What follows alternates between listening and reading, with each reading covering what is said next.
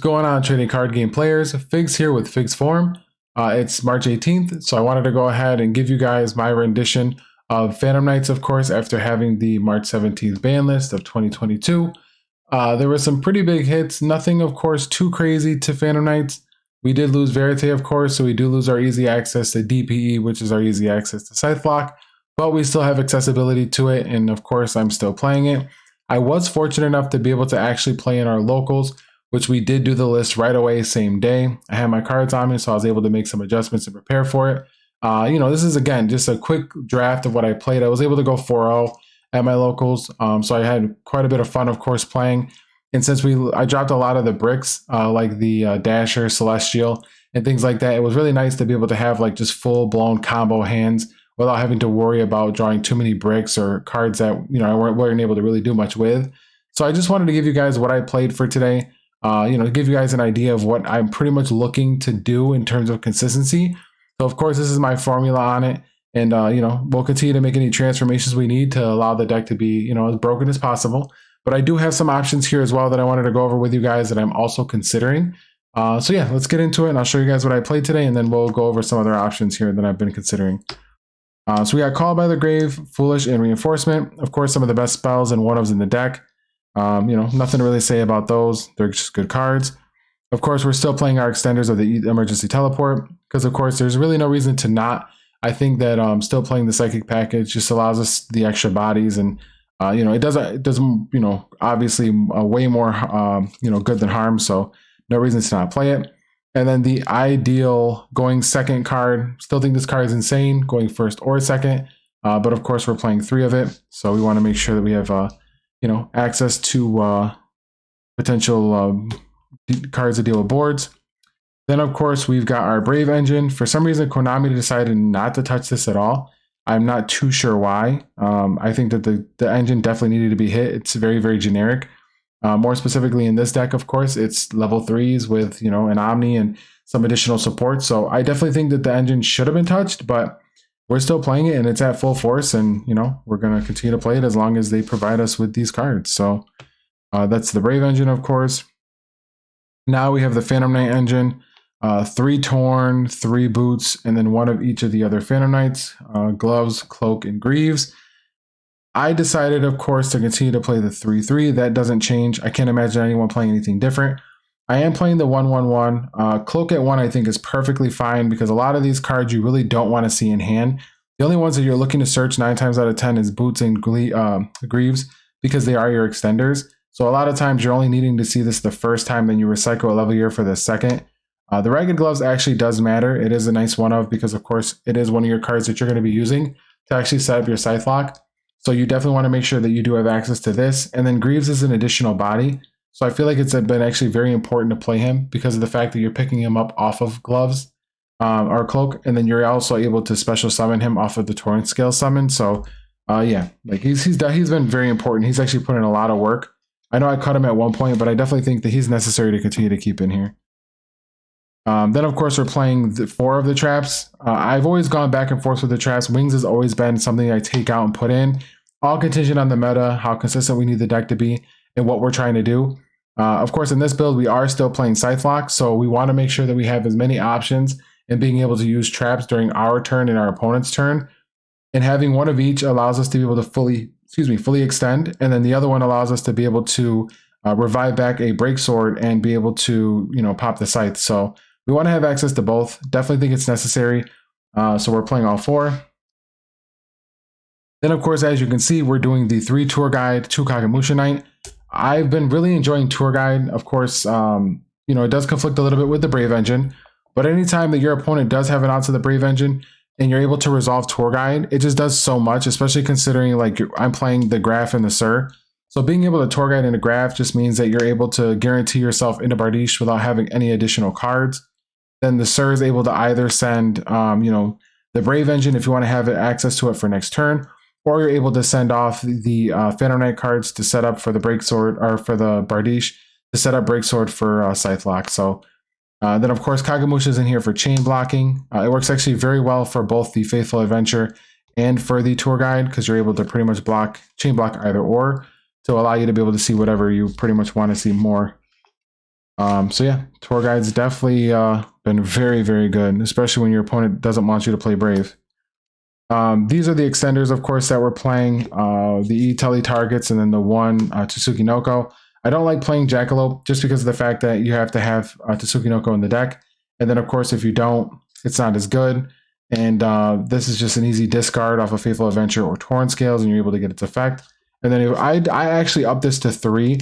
Originally, I was playing 2 with 3 E-Telly, but I actually ran across multiple times, multiple times, where literally I would be sitting on one of each of these and an E-Telly.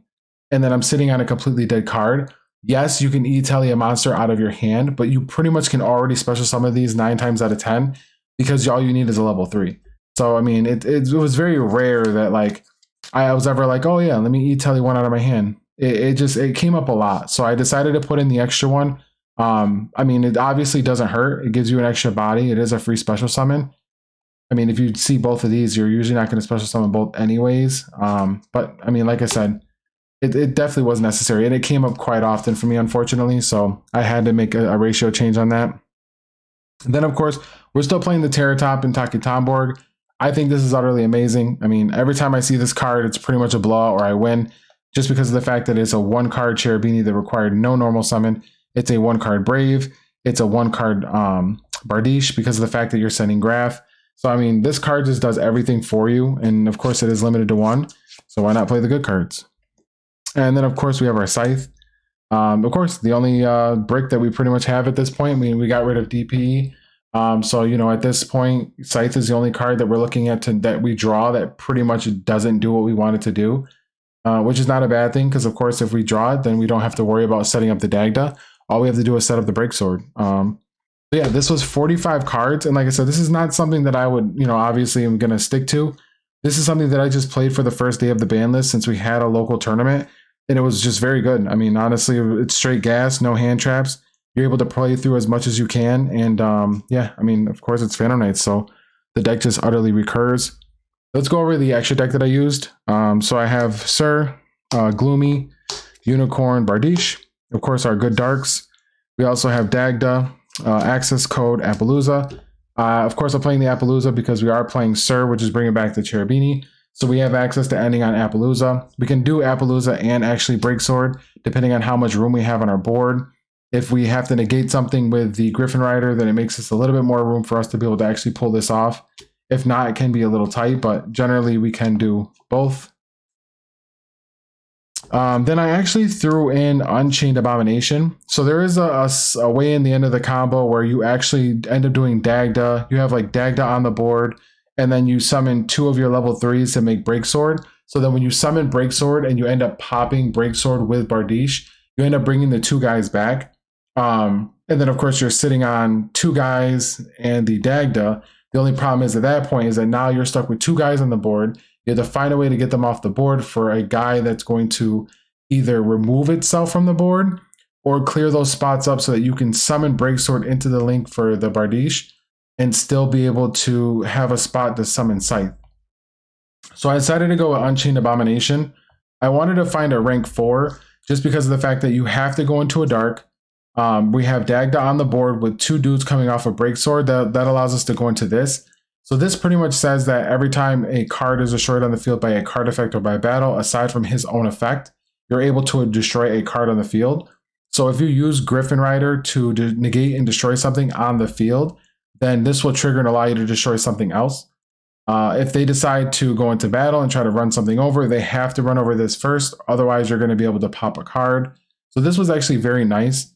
Even in a nuanced situation where your opponent like outed your Scythe and you still had the Break Sword pop, then you were able to just summon back the Break Sword under Bardiche, pop something, then pop something else. So it's not bad. I mean, it's a cute little gimmick. I'm going to test to see if there's any other options, but this is what I pretty much went with, in case you can't tell, Unchained Abomination. Excuse me. And then we have 2 Break Sword. We went back to 2 Break Sword just because we're doing the Scythe lock. We want to make sure that we have access to this card again for the next turn because we were playing Raiders Knight into Rebellion. I think I OTK'd twice today with this card. You know, I played against Sword Soul. I Forbidden Droplets their board. He actually gains original attack. So then you're just able to pretty much just steal all the attack of the monsters on the field and swing for game. Card's utterly insane. especially for OTKs, Levier, Downard, and Zeus. So we are playing a little bit more of the XYZs, which can hurt us a little bit more because of Dimensional Barrier, but of course it's necessary because we're still doing the Scythe Lock with the Break Sword. So that's what I played for the extra deck. Like I said, none of this is really set in stone. This is just an idea of what I played, just for today because it was a quick list and I wanted to just make those adjustments. And, I wanted to take out DP because we don't have to see any of the bricks. So these are some ideas that I do have. These are things that I was kind of floating around with when I was looking through my cards. I always kind of prepare, especially since I play the same deck all the time. I try to prepare to have extra cards put aside for when the ban lists come and for if there's, any ideas that I may come up with. And I want to have access to these cards right away. I keep them, obviously for this because all I play is Phantom Knights and all I play is Burning Abyss. So everything's level 3 anyways. So we've got, of course, the Fusion Destiny with the Predaplant engine. This is definitely something that I would consider playing, especially competitively, just because of the fact that you take out Tour Guide, you're playing this instead. You are able to chain block this the same way you're able to chain block Tour Guide. The only problem is if this gets hard negated by a Imperm or an Effect Veiler, then what ends up happening is you kind of minus really hard because you do have to pitch a monster in order to activate the ability. So you go a hard -2. If you resolve this, ideally, it is a 1-card Scythe Lock. So, I mean, it's kind of hard to not want to play this, especially considering Destiny Fusion is still in the game. It's still in the format. So being able to pretty much just summon and get the Fusion Destiny off of the Cobra, make Dagda. You can make Cherubini and just go full combo and then do the Fusion Destiny after, as we normally do. I think this is definitely a solid combo. I think it's definitely something to consider. I know I will be testing it at some point, so if I do decide to do this competitively and I am able to get some results, I'll go ahead and throw up how I decided to make the adjustments here on the channel. So yeah, I definitely think this is something to consider. Definitely, give it a try and let me know what you guys think if you've tried it already. I know it has been played before, but of course, when you have something like Verite, there's no reason to even play that because, Verite is just better. So this is another line of play I know that exists as well. I played it a little while. I played it for a little while prior to DPE coming out, and I actually really enjoyed it. It gives you an Omni, so you're able to pretty much play Instant Fusion and Ready Fusion for these 2 targets, the Flame Ghost and the Sea Monster Teus. Teus is a zombie tuner, non-effect zombie tuner, so you're able to bring it out with the Ready Fusion, and same thing with Instant Fusion. And then you're able to pretty much either have a level 3 extender in the event you need it for something, because he's dark and he's level 3. And then, of course, we have the Teus, who allows you to go into Borreload Savage, and you're able to bring back the Cherubini as an attachment to have the negates. I enjoy this a lot, especially if you're not Scythe Locking. It just gives you an additional option. So you're kind of able to pretty much just have a way of being able to set up more Omni negates. So imagine being able to set this up with potentially maybe an Apo, Griffin Rider. It just sets up a board of things that your opponent just has to deal with. And as I've always said, I think the biggest strength of this deck is the fact that it has a searchable Fogblade. I think Fogblade is an utterly insane card. Monster Effect Negation, Attack Stop, Monster Reborn, all in one card is pretty nuts. So being able to set that up with multiple Omni negates as well as interruptions like Appaloosa can be pretty strong. So, cards like this are really good. I definitely want to put IP Masquerena back in the deck because, of course, IP is just a great interactive card that allows you to be able to do things on your opponent's turn. But I think that's the biggest thing is when you have Omni negates, it's only contingent on what your opponent is allowing you to see and play around in order for you to decide when to negate. Whereas IP Masquerena really just puts you in a position to kind of pick and choose when you want to do something or when you don't want to do something, which kind of creates a bigger environment in terms of trying to decide when to do things. Because if I can sit here and let you play through most of your combo and pick a point in your combo that's the weakest, and it's a situation where if I negate the monster effect, it may not matter. Whereas Unicorn can bounce the monster and put it back in the deck where you can't even have access to it anymore. It can be a completely different ball game. It'd be like me summoning Torn Scales, activating the effect to pitch for cost, and then you going to Omni negate it. It's going to go to grave, and if I pitch the Phantom Knight, I'm bringing it right back. Whereas if I normal summon and you do IP Masquerena, put it back in the deck, it creates a completely different environment for cards that are accessible to you. So I definitely think that having Omni negates is nice, but cards like IP Masquerena, creating those kind of different nuances are also nice as well because they're just hard to deal with. So Yeah, that's what I got here for you guys today. I just kind of wanted to go over a couple ideas that I've been brewing with. Of course, we've only had the ban list for a day, so we've got plenty of time to go over the meta. I just been brainstorming pretty quickly because, of course, I'm going to Lock Haven Regional on Sunday, the 22nd. So I wanted to kind of just get my juices flowing here. See if we can make some transformations to the deck. But yeah, this is the formula that I brought here today to our locals. Had a lot of fun with it. I'm going to definitely continue to keep the deck as consistent as possible.